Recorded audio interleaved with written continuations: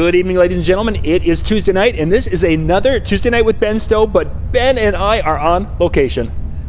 Here we are, Viva Las Vegas. We are in Las Vegas. We are at the Mobile Beat Las Vegas show here, 2015, and we are in the seminar room.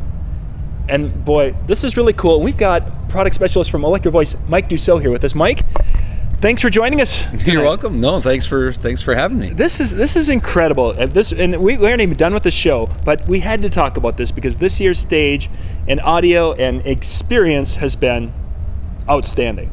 Did it the right way this year. I think so. Although, Ben and I could have been up on stage doing a show while everyone was watching. That would have been fat. I was up on stage. Well, then it was me. I'm the weak one in this experience. Okay, Ask Bill if you want to be on stage with me. No, I don't think. For those of you who saw when we showed you what Ben did to Bill on stage, yeah, if you missed that episode, just go check it out. It wasn't pretty. Hey, the box is still up there. It wasn't pretty. But what we're going to do in tonight's show is we are going to look at the Electro Voice speakers that they used in this room. This is quite a large room. I believe seating was for around 800, I'm guessing, in the room here. That's about right. And this, truthfully, gang, was probably the best sound I have had at certainly any DJ convention, but maybe even when we're talking conventions outside the DJ industry. And a lot of that falls on this man's shoulders. Well, we've heard that in the demo room. Gosh, I can't even quantify it, but so many people have said, "Wow, this sound was amazing, the best sound we've ever had at a DJ convention." And I think that there's a lot of positives to that. One is it opens people's eyes as to how easy good sound can be. We have an impressive rig here, but not a crazy concert touring rig. Yeah, this is a rig that is well within the scope of some DJs to own. So that's an impressive thing, and it is, to Mike's credit for developing a great product, but I think we have to send shout out to Stu Schatz and Preston Stevenson, two of the engineers, because we all know that Mike actually really doesn't know what he's talking about. So. Pretty much, that is unfortunately the truth. It's really, not only the experience of the designers and the people who installed, but the people running the gear is so critical, critical. Yeah, I knew it wouldn't be enough to just have the gear here, because it's important that you have people that don't really understand how to use it and what's happening, because it's not just using the gear, but then how that interacts with the room and being able to adjust for those things to make it perfect. So that's why Stu and Preston came down from EV with me to make sure everything was just right. So yeah, Ben's right. To their credit, they're way smarter than me. I get to take all the credit, but they did most of the work. Although I will point out that I was the one that was here till 7 a.m. setting up, and they were also, but they're nowhere to be found today, and I'm still here. That's right. Well, you know what? I'll say this: since I lampooned Mike, and we've been such good friends for so long, it's fun and easy to do, and I know that payback will be coming.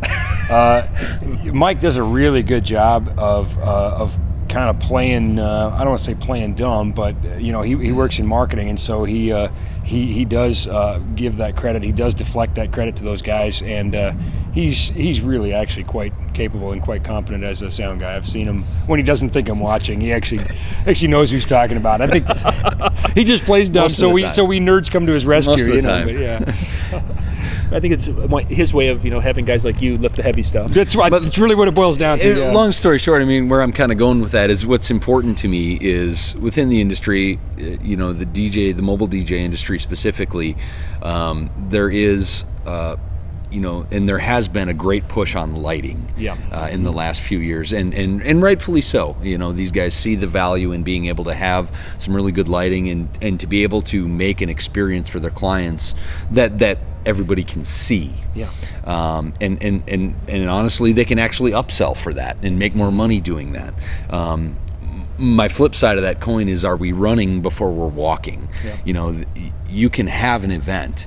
And you can be a DJ with no lights. Right. You cannot be a DJ with no sound. Exactly. So the question is the industry in general educating themselves and really embracing, really understanding how to use audio? I talk to guys time after time after time, and they want to look at this speaker or that speaker, and their first question is, well, how many watts is it? Yeah. And it just makes my skin crawl, and every time I hear that question, it takes me 10 minutes to explain why you shouldn't even ask that question. It just really doesn't matter, especially when we're talking about powered loudspeakers. Right. You know, passive is kind of a different story. Maybe we can get into that some other time. But the point is you know, really understanding the basics and really taking the time to understand the audio side of things, I think is paramount. And that's where I'd really like to see, you know, hopefully everybody really understands what went on in here and realizing that they can raise their game with audio also. Oh, for sure. Well, I'll add to that it matters. The people who noticed here are proof positive of that, but I don't want to call out a customer, but I'll send a shout out to his first name. I have a customer by the name of Jordan who recently posted on one of the industry Facebook groups. It said, "Hey, thanks to Ben for all the help picking out my sound and this and that." And he says, I don't want to, I'm quoting here, but paraphrasing, he said, "I swear that I'm getting a lot more gigs and a lot better gigs because of the quality of sound I'm providing."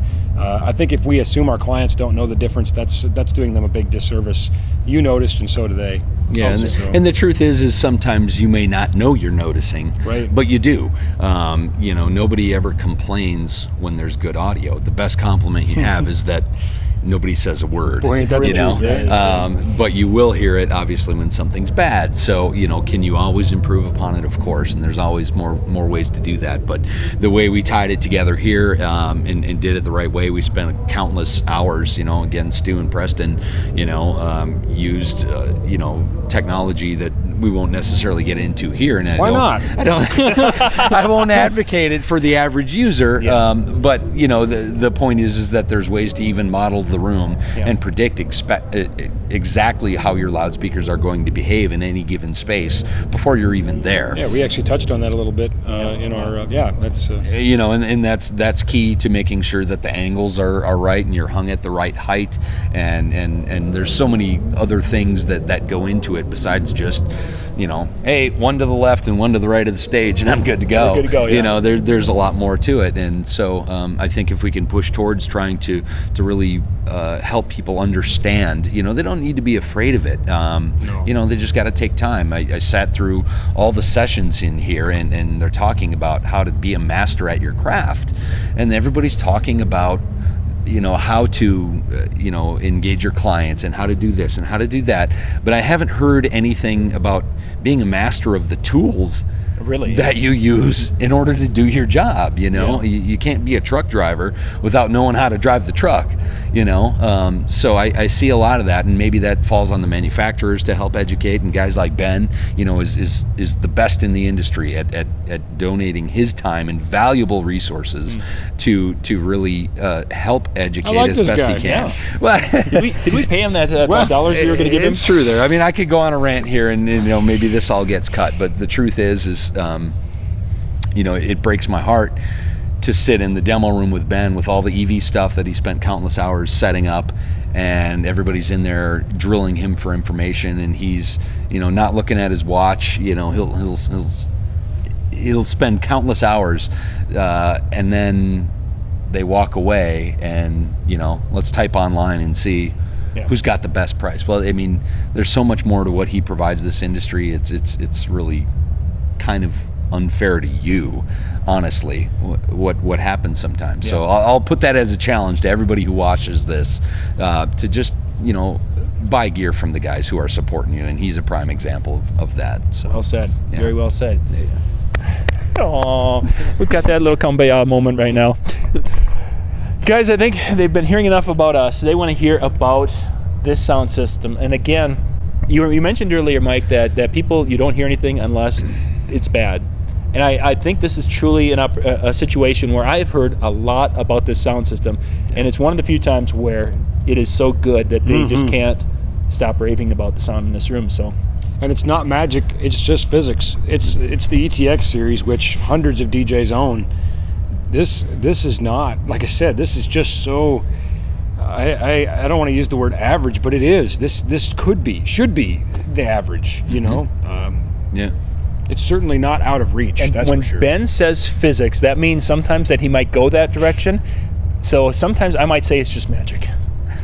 It's not, it's not alchemy, it's not wizardry, it's just physics. It's a relatively known and understood and teachable thing. In fairness, yeah, I mean, that's exactly what I'm talking about. Everybody wants to shut it down and go, oh, it's hocus pocus, or, oh boy, you got to be uber geek. No, you don't. Just spend a little bit of time and get it, because it's gettable. If you listen to what this guy's really saying. I saw somebody post on Facebook going, oh, Ben's talking about DB's this, here we go, oh boy. And they're having good-natured fun with Ben, but the truth is, sometimes I think there's a quick shutdown there. I mean, it's good stuff to learn. So let's show them, baby. You have to be willing to learn, and that's again, I enjoy the good-natured posts, and I love the friends that take the time to make those posts. I laugh with them too, but all of this comes as a process, and it didn't come to me overnight either. It wasn't a Damascus Road revelation into audio. It's a process, and it's step by step, and it's not understanding and then challenging yourself to understand, and then taking that next progressive step. So it's preventing yourself from going into that shutdown when you hear something for the first time and it's maybe uncomfortable or unfamiliar. Once you get past those steps, it's amazing how you pick up speed. It's like it's logarithmic. Yeah. Oh, here we go. Here we go.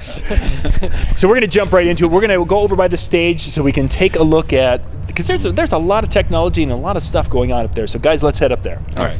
So let's start right at the top. That's always a good spot to start, because, well, that is probably one of the coolest parts next to the subs, next to the monitors on the stage, and next to the monitors it's right up there. Well, don't forget the front fills. Oh, the front fills. Oh. We got audio everywhere. Let's talk about that. What do we have up there, Mike? Those are the ETX 35Ps, so we've got 2 of those per side.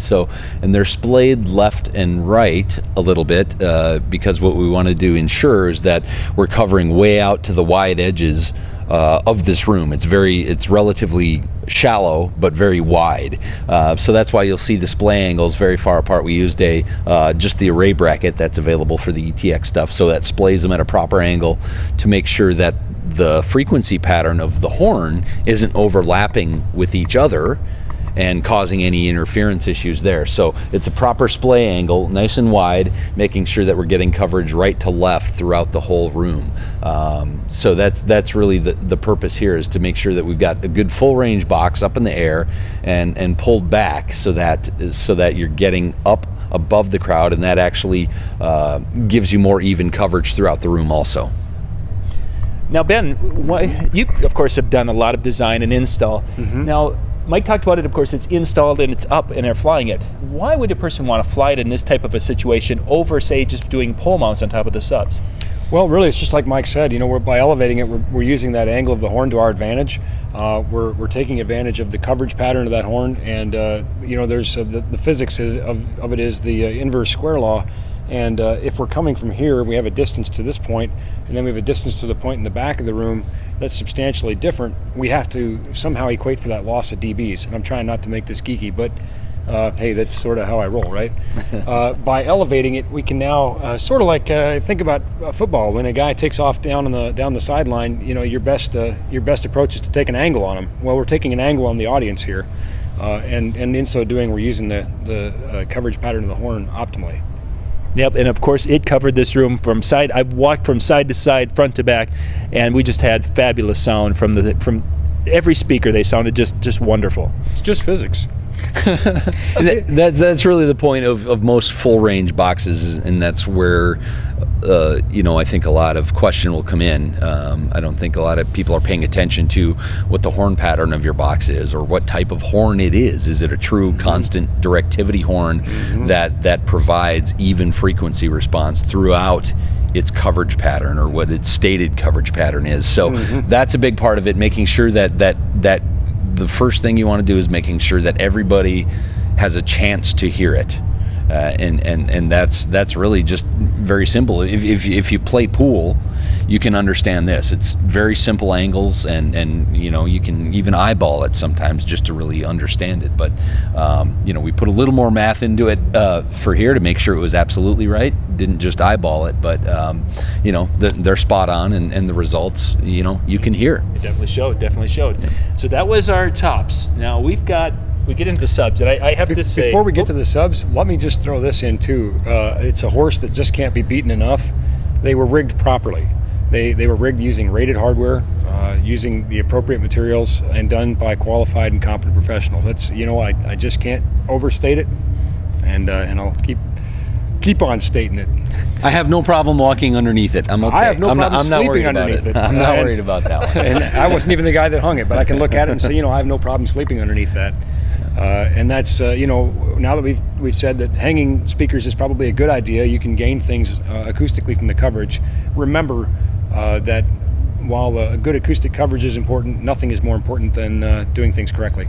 Yeah, and exactly. And we've had this in some of our other shows talking about that professional rigging without the training, we're just not a good situation. Don't do it. Don't do it. Don't do it. Okay, subs. We're going to go to this because I've been talking to Jason Jani. Let's walk over this way, guys, a little bit. Jason was telling me that one of the things he was completely surprised about is the amount of bass he wasn't hearing up on stage. And I thought at first when he said that well, there's 12 subs here. How could that be the case? Well, I didn't realize when I looked that those were, I know what they did. Mike, tell us about what you guys did here. Yeah, well, we talked about it a little bit at NAMM when you guys were out there, but the ETX series, as well as our new EKX series, have what we call Cardioid Control technology. Cardioid, many of you may be familiar with that technology from a microphone, and in a microphone's application, it's talking about what the pickup pattern of the microphone is. A microphone will pick up sound in this direction towards the source. We're flipping that the other way, and with loudspeakers, we're saying we want the output of the loudspeaker to have that shape. Most everybody is familiar with the concept of low frequencies that subs produce being relatively omnidirectional, right? So what this does is it allows you to control that. And why that's important is, for instances like this, where we had Jason up on stage, he has his own monitors up there also. Yep. So if he's hearing a sound coming directly from them, as well as sound coming from the subs, there's a delay there just because of the space between them. So if there's a delay, that makes it much harder for him to mix if he's hearing the house and his monitors together. So we put it in cardioid mode and really solved that problem for him. He can hear his monitors and not worry about what's going on in the house, right? Let the front of house guys deal with that. He knows it's all good. He's just got to worry about his mix, and that's all he has to really worry about. Now, for the everyday application and smaller mobile applications, that could be very useful in a variety of situations. If you're at an outdoor event and maybe there's residential area this way and your event is this way, well, I want all that sub energy to go this way. I don't want the cops being called on me because they can hear it a mile that direction. Or if I'm in a hotel and there's multiple events, which always happens, right? On the same night, the guy next door is screaming at you to turn it down because you're rumbling your room while the guy next door is having a speech, right? So this can solve that problem also, focusing the energy where you want it. It'll help with feedback issues. If you're up on stage, it'll help keep that rumble off the stage and feeding through your microphones. There's a variety of applications where it's really useful, but the end result is, for the first time, we're able to make it accessible to users at this level, technology that you'll find in the biggest concert, sound systems on any given tour. It's really just making sure that we're sending the noise where we want it. Point the loud part at the people, right? Sure, and that's what we want. Sure. And that's exactly what we've done here. Yeah, for sure. Now, Ben, you've done a lot of front of house work over the years and years in the biz. How important is that to be pulling that bass? I mean, as a guy who's struggled, I'm sure, at times with that coming through with those microphones. I mean, how important would that be to just not be present? Well, it can be really important. Again, we're talking about keeping the energy, as I think the old adage is, point the loud part towards the people. We don't need all that low frequency on the stage. We don't need to try to want to deal with that with instrument pickups and microphones and all those sorts of things. So when necessary and when practical, I think it's a great idea. And again, Jason had made a comment about it for a good reason. Yeah. So it's notable. There's several other reasons why a person might want to do it too. And one of the fun case studies that Mike and I've kicked around is where do they always put the DJ? About 8 feet from the wall. Well, you got your low frequency, you go 8 feet back to the wall, and it reflects off that nice concrete wall in a gymnasium or something, comes back 8 feet. Now it's 16 feet.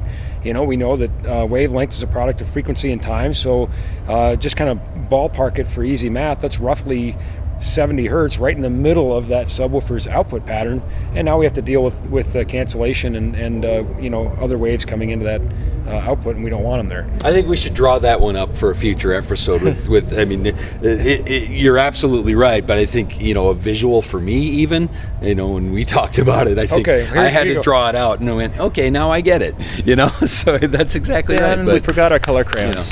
And the end result here with this technology, though, although, again, all this sounds relatively complicated, if you know why it would be useful to you, and you have this technology available in ETX or the EKX subs, all you really need to know is that you can dial up a simple preset on the boxes and you're good to go. Right. You stack them the way the picture shows it, and you turn the dial and you're done. You don't need to. That's it. You don't need to know all the science behind it, the magic, as it were. Yeah. I mean, I have absolute confidence that my 9-year-old son could set these. Maybe not lift them, but he'd like to think he can, but he can't. But a useful tool. It's another tool in this toolbox is all it really is. And it's something that's not available in anything else at nearly this price point. So Nice. So we've looked at the mains. Now it's time to go to, we got a little fill action going, so would that be considered mains also? Yeah, I suppose. Partially. Tell us about these guys. This is the ETX 10P. We have 4 of them across the stage, and really the reason for these is to really make sure, again, we're getting adequate coverage. We talked about the 3-way boxes that were flown, but because of the height and the angle, we know that they were going to have a difficult time, especially in a wide room like this. You're going to have a difficult time covering almost that front few rows in almost a pie shape kind of area. So you'll see this in venues. Every concert. Every concert you'll with a see good it everywhere. sound person. You'll see them trying to address that with front fill boxes. So these are properly time aligned to reach and blend with the main PA, so that as the sound's coming out of here and here, that it all blends eventually as you get to the back of the room. But making sure that these first few rows, or the money seats, are able to hear clearly also. Otherwise, the audio is just shooting right over their heads. So that's where these. I've always thought about that. There's some irony to that the people who pay for the front row seats are acoustically in the worst possible spot. But the promoters and the marketing people, their job is to sell the tickets so the artist gets paid. Our job is to make the people who paid the most money happy, even though it creates a real challenge for us. And this is the answer. And Mike, you mentioned something that I was going to mention, and I'm going to expand on it: the time alignment, because again, there is a distance and a difference, and we want that intelligibility. If I was doing this in a front of house environment and I had a front of house console back there, I would put these on a matrix output, which would allow me to take the main left-right house sends and feed into this matrix, and I could process the delay in my board, and I could do all those things with those kinds of tools. And if you're a DJ and you're saying, well, that's great, but I don't have a mixing board like that, I have a controller, the delay is built into the box. Literally, it didn't occur to me until we were standing here talking about it, and I said, my gosh, how would you time align these? Well, I would just go to the back of the box and I would time align these with the top. And so again, we have I don't want to say an average system, but an obtainable system. We have a very obtainable system for a small production company or a working DJ, and the functionality is ready to roll out of the box. Yeah, and again, you don't have to be afraid of the technology, because we have it listed in the box. The parameters are in distance, not time, so you don't need to know that from here to here is 5 milliseconds. You need to be able to go, okay, that's 10 feet. Boop, boop, boop, boop, boop, 10 feet, I'm set. You're going to put guys like me out of work. Oh, heavens no. Oh, you get to sell them. You'll be fine. So, because we got things like temperature and relative humidity, and in this environment, probably approximately 0.89 milliseconds a foot. I mean, never mind this feet thing. You need a nerd like me. Let's walk before we run. Yeah. Buddy. Let's walk before we run. He's 100% right. It is incredibly simple. You go to the back of the box and you say, well, it's this many feet. and you set it, and you don't have to do the math. And in fact, there are some fun things that we could talk about maybe in a future episode where we could kind of eyeball it, as you say, kind of approximate it. But then we can talk about maybe, like I said, in a future episode, playing a tone and adjusting that time, and you'll hear the difference. You'll hear it come together, quite literally. Yeah, and same with subs. Again, as we talk about application, guys may be watching this going, I never need a rig that big and need to time align it. Well, I would guarantee almost everybody out there has had their main setup and had a need for a small little speaker down near a cocktail area or somewhere else. Same thing applies. Sound is starting here at your main system, and people are back here, and you want a delay speaker back here so they can hear. If the sound's coming out at the same time, the sound's going like this. So what you needed to do is delay this one so that as the sound travels here, it meets this, and then they go together. Yeah. So it blends perfectly. Otherwise, you're hearing the snare drum maybe twice where it's going as opposed to right on top of each other. So that's really where this comes into play. So, I mean, again, real world application, for your audience, I mean, it's perfectly viable. It's in the box. Yeah, for sure. Now, Ben, as a front of house person in a system similar to this, I couldn't help but wonder is, now it sounded like you're running full range then to all the cabinets, or what would a person be doing in a setup like this for them? I wouldn't, and again, there's built-in crossover points in these boxes. The subs, if you look at the menus, will say that they are set to go with the ETX 35P. The ETX 35P boxes are set to go with the ETX 18 SP subs. Okay. Undoubtedly, these are set to a sub. Again, in a front of house board, I would probably be even a little bit, I would maybe, take these 10s back even a little more, because all I'm worried about is the high frequencies that I'm losing from that horn.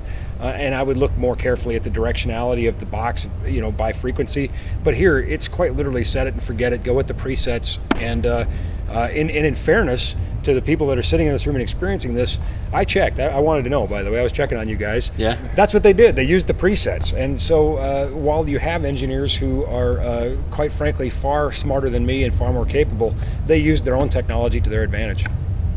And they did it in a way that you don't have to make it hard, even if you know how to make it hard. And not for the least of which reasons being that I think you guys started at 2 a.m. and finished at 7 a.m. I'm sure you wanted to get it done just the quickest, simplest way, and the results speak for themselves. Something like that. Something like that, yeah.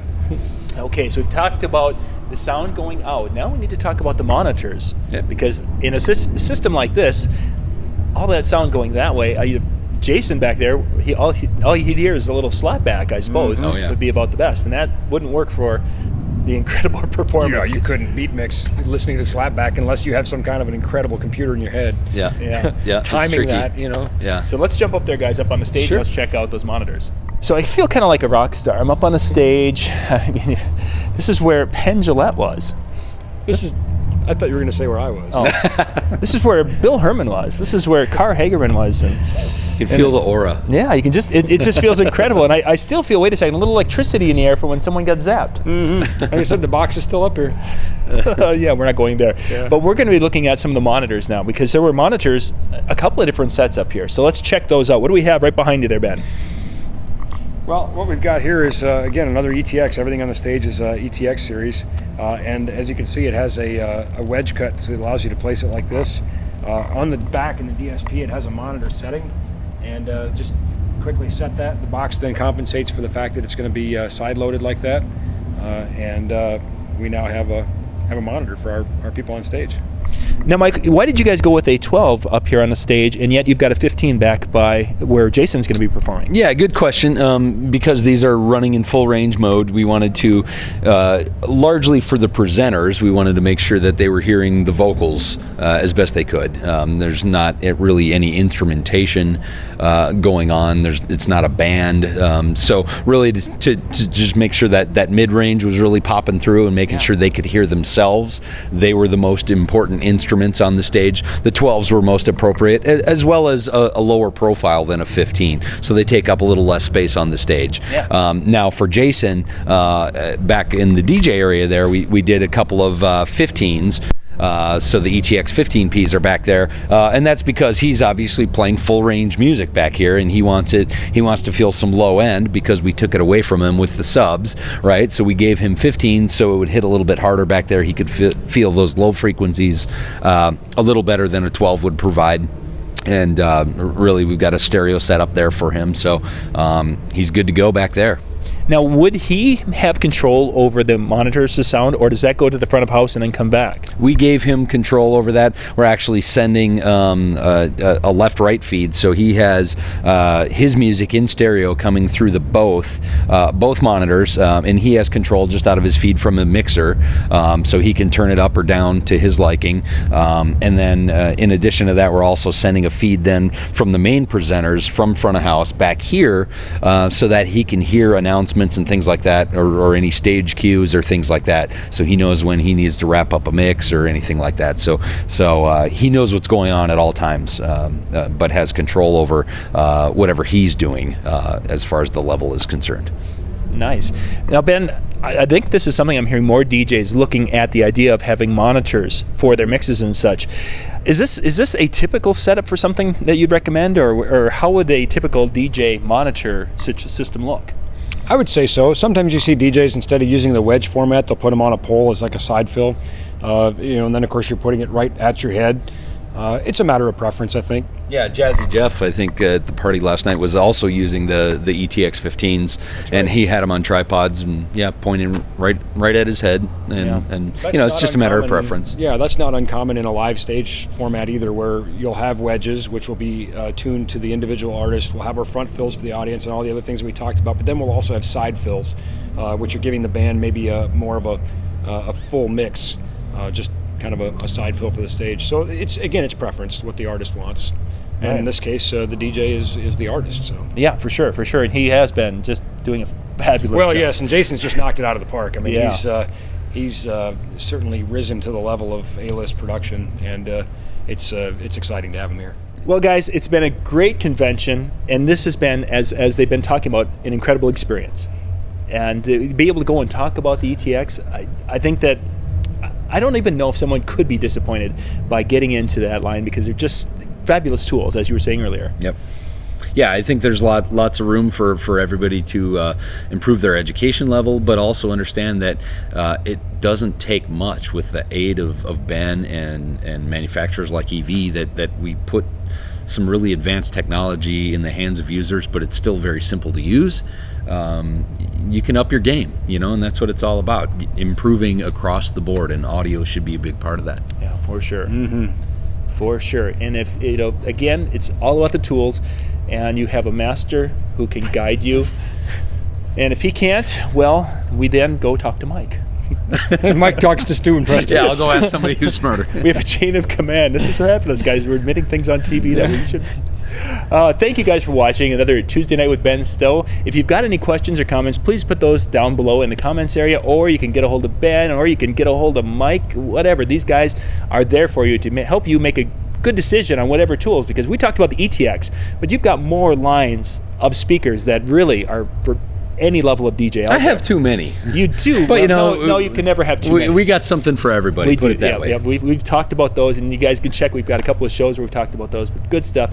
Again, thank you for watching. This is John Young with the Disc Jockey News TV, Ben from NLFX Pro, and Mike from Electro Voice. Thanks for watching.